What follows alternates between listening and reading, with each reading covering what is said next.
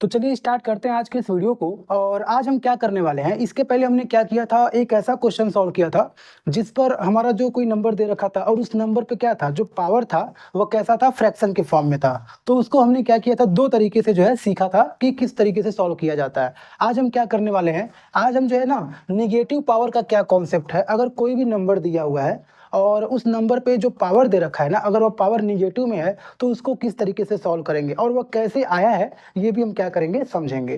तो चलिए स्टार्ट करते हैं। सबसे पहले ना आप ये देख लीजिए, निगेटिव पावर का कॉन्सेप्ट मतलब ये हो जाएगा कि कोई नंबर दिया है ए और उस ए पे कोई पावर है जैसे कि -n, ठीक है। अगर नॉर्मल n दिया रहता तो कुछ इस प्रकार से दिखता, ठीक है। और ये हमारा जो ए एन है ना, ये ए एन हमारा ऐसे दिखता, मान लीजिए कोई नंबर हो गया कुछ इस प्रकार से ये दिखता। लेकिन अभी हमारा क्या है ना, ये जो निगेटिव है, ये जो पावर है ये निगेटिव के फॉर्म में रहेगा। जैसे कि ए पे n दिया हुआ है तो ये किस तरीके से रहेगा, a पावर -n, ठीक है। तो a पावर -n है, इसको हम कैसे करते हैं तो ध्यान दीजिए।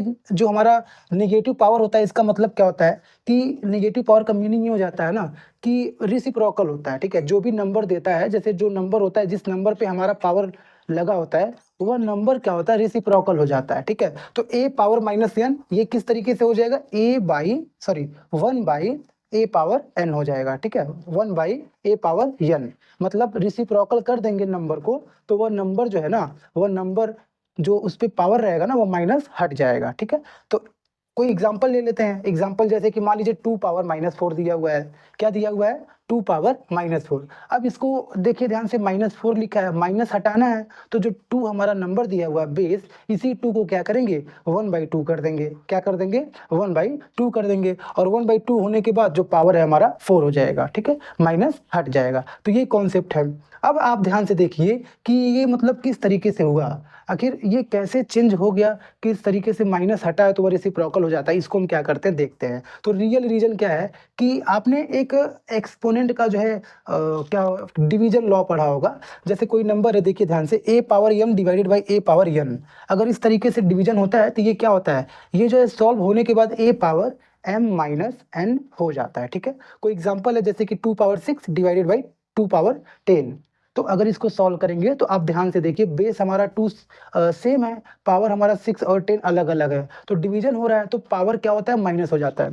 तो इज इक्वल टू करके 2 पावर 6 माइनस 10 हो जाएगा, जिसका रियल वैल्यू क्या आएगा, 2 पे पावर -4 आ जाएगा, ठीक है। तो ये हमारा हो जाएगा।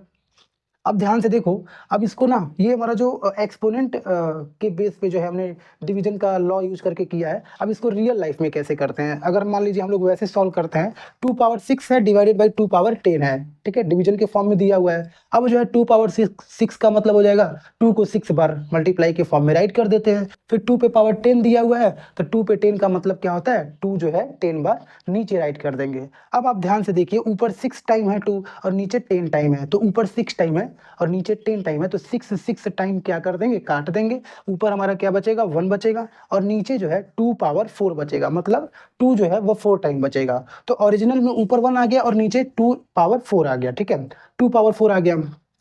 अब ध्यान से देखिए, उधर जो हमने सॉल्व किया वह आया है क्या, 1/2 पावर 4। 2 पावर 4 का मतलब जो ऊपर पावर लगा हुआ है वह पावर मैंने बोला है।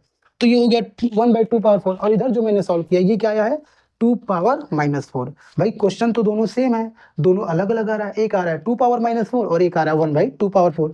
मतलब कहने का ये है कि ये दोनों को अगर हम इक्वल टू कर देते हैं, दोनों को इक्विलेट कर देते हैं तो ये क्या बन जा रहा है, ये बन जा रहा है a to the power -n is equal to 1/a to the power n, ठीक है। तो ये फॉर्मेट में बन जाता है। तो इसी तरीके से जो है हमारा क्या होता है, इसी तरीके से जो है हम इसको समझ सकते हैं। और इसीलिए जो है क्या होता है, ये जो हमारा कॉन्सेप्ट है a पे पावर -n, ये रेसिप्रोकल हो जाता है। मतलब जो बेस a है वो रेसिप्रोकल हो जाता है और पावर जो है हमारा माइनस हट जाता है, तो बन जाता है 1/a to the power n, ठीक है। तो ये हमारा कॉन्सेप्ट था आज का। तो मुझे उम्मीद है आपको ये समझ में आया होगा।